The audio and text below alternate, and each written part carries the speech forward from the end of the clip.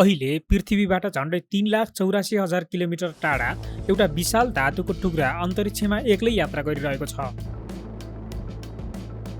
यसलाई अब कसैले नियन्त्रण गर्न सक्दैन, कसैले रोक्न पनि सक्दैन। केही घण्टापछि यो सिधै चन्द्रमाको सतहमा ठोक्किनेछ। तर यहाँ एउटा अनौठो कुरा छ, यो कुनै उल्कापिण्ड होइन, यो हामी मानिसले आफै अन्तरिक्षमा छाडेको एउटा रकेटको भाग हो।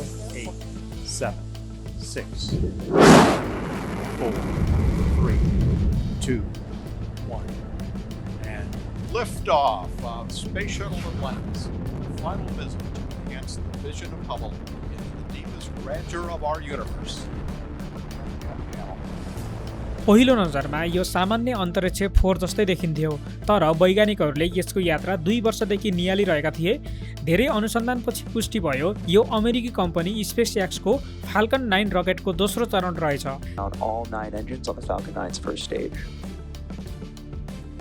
जनवरी 2025 मा यही रकेटले फायरफ्लाई एरोस्पेसको ब्लू घोस्ट चन्द्रयान र जापानी कम्पनी आई स्पेसको ल्यान्डर अन्तरिक्षतर्फ पठाएको थियो। काम सकियो, मिसन सफल भयो, तर एउटा कुरा भने फर्किएन, त्यो थियो रकेटको दोस्रो चरण। आज करिब 2 वर्षपछि त्यही व्यवहारिसे भाग चन्द्रमाको पश्चिमी किनारामा रहेको आइन्स्टाइन क्रेटर नजिक गएर ठोक्किने अनुमान गरिएको छ।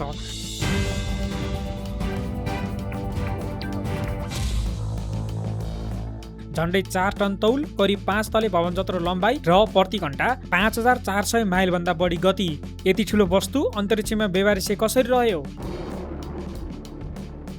सामान्यतया रकेटले आफ्नो काम सकिएपछि 2 मध्ये एउटा काम गर्छ, कि पृथ्वीको वायुमण्डलमा फर्किएर जलेर नष्ट हुन्छ वा नियन्त्रित रूपमा समुद्रमा खसालिन्छ। तर चन्द्रमासम्म पुग्ने यात्रा फरक हुन्छ, त्यहाँ पुग्न अत्यधिक ऊर्जा चाहिन्छ। त्यसैले यो रकेटको दोस्रो चरण पृथ्वीको कक्षबाट निकै टाढा पुगेपछि छुट्टियो। त्यति बेलासम्म यसको इन्धन सकिसकेको थियो, अब यसलाई फर्काउने कुनै उपाय बाँकी थिएन। त्यसपछि सुरु भयो अर्को यात्रा, सूर्यको प्रकाशले दिने सूक्ष्म दबाव, पृथ्वी र चन्द्रमाको गुरुत्वाकर्षण।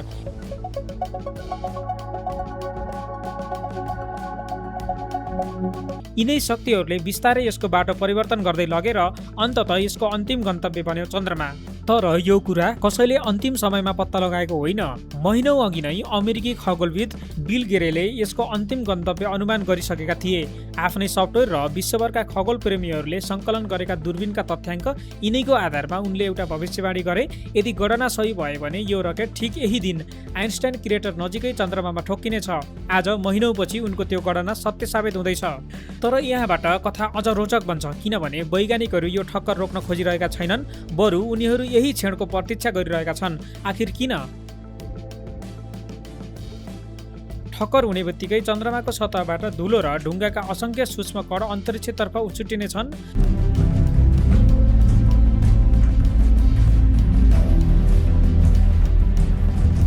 यो ठक्करबाट निस्कने ऊर्जा झन्डै 3 टन TNT विस्फोट बराबर हुने अनुमान गरिएको छ। केही सेकेन्डमै त्यहाँ एउटा नयाँ खाडल बन्नेछ, करिब 20 देखि 30 मिटर चौडा र झन्डै 5 मिटर गहिरो। तर वैज्ञानिकहरूलाई सबैभन्दा चासो खाडलमा होइन, त्यसले बाहिर ल्याउने जानकारीमा छ, किनभने यही अवसरले चन्द्रमाको सतहमुनि रहेको माटोको बनावट, त्यसको मजबुती र भविष्यमा त्यहाँ बनाइने संरचनाले कस्तो जोखिम सामना गर्न सक्छन् भन्ने कुरा बुझ्न मद्दत गर्नेछ। यही कारणले नासाको लुनार रिकोनिसेन्स अर्बिटर र दक्षिण कोरियाको ड्यानुरी अर्बिटरले यस घटनालाई नजिकबाट नियालिरहेका छन्। अझ रोचक कुरा त के छ भने ड्यानुरी यो ठक्कर हुनुभन्दा करिब 2 मिनेट अघि मात्र त्यस स्थानबाट गुज्रिनेछ। यद्यपि एउटा कुरा भने स्पष्ट छ, यसले चन्द्रमालाई कुनै खतरा पुर्याउने छैन। चन्द्रमा यति विशाल छ कि 4 टनको यो रकेटले त्यसको सतहमा एउटा सानो नयाँ खाडल मात्र थप्नेछ। विडम्बना हेर्नुहोस्, यही रकेटले एउटा ऐतिहासिक सफलता पनि बोकेको थियो।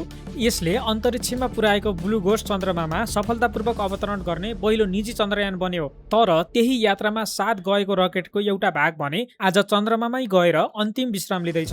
एउटै यात्रा, एउटै रकेट, तर 2 बिल्कुल फरक अन्त्य। चन्द्रमामा यस्तो ठक्कर भने पहिलोपटक हुन लागेको होइन। एपोलो अभियानका क्रममा नासाले अनुसन्धानकै उद्देश्यले स्याटर्न V रकेटका 4 चरणहरू जानाजानी चन्द्रमामा खसालेको थियो।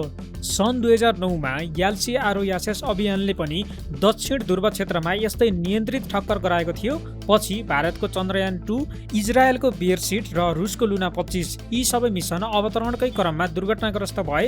सन् 2022 मा एउटा चिनिया रकेटको भाग पनि चन्द्रमाको अर्को सतहमा ठोकिएको थियो। तर आजको घटना फरक छ, किनकि यो कुनै असफल अभियान होइन, यो कुनै नियोजित वैज्ञानिक प्रयोग पनि होइन, यो केवल 2 वर्षदेखि अन्तरिक्षमा बेबारिसै घुमिरहेको एउटा रकेटको अन्तिम यात्रा हो।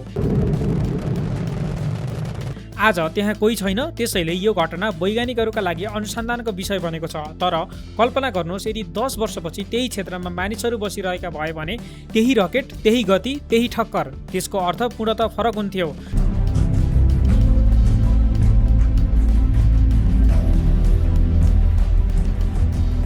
नासाले आर्टेमिस कार्यक्रम मार्फत चन्द्रमामा नियमित मानव अभियान र स्थायी आधार निर्माण गर्ने योजना अघि बढाइरहेको छ। त्यसैले आजको यो घटना भविष्यका लागि एउटा चेतावनी पनि हो। सेवानिवृत्त खगोल भौतिकशास्त्री जोनाथन म्याकडवेलका अनुसार अहिले यो समस्या होइन, तर चन्द्रमामा मानव गतिविधि बढ्दै गएपछि यस्तो बेबारिसे रकेटका भागहरू गम्भीर चुनौती बन्न सक्छन्। त्यसैले भविष्यमा यस्ता वस्तुहरू नियन्त्रण बाहिर छाड्ने अभ्यास अन्त्य गर्नुपर्ने आवश्यकता झन् बढ्दै गएको छ।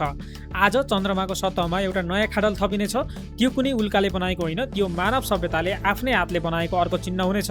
अन्तरिक्ष जित्ने हाम्रो यात्राले अब अन्तरिक्षमै आफ्नो पदचिन्ह मात्र होइन, फोहोर पनि छोड्न थालेको छ। सायद आजको यो ठक्करले हामीलाई त्यही कुरा सम्झाइरहेको छ। अब तपाईँको विचार के छ? के अन्तरिक्षमा यस्ता बेबारिसे वस्तु छान्ने अभ्यास अब रोकिनुपर्छ वा यो अन्तरिक्ष अन्वेषणको अनिवार्य मूल्य हो? आफ्नो धारणा कमेन्टमा अवश्य लेख्नुहोस् र यस्तै तथ्यमा आधारित अन्तर्राष्ट्रिय समाचार तथा डकुमेन्ट्रीहरू नियमित हेर्न चाहनुहुन्छ भने च्यानल सब्स्क्राइब गर्न नबिर्सनुहोस्।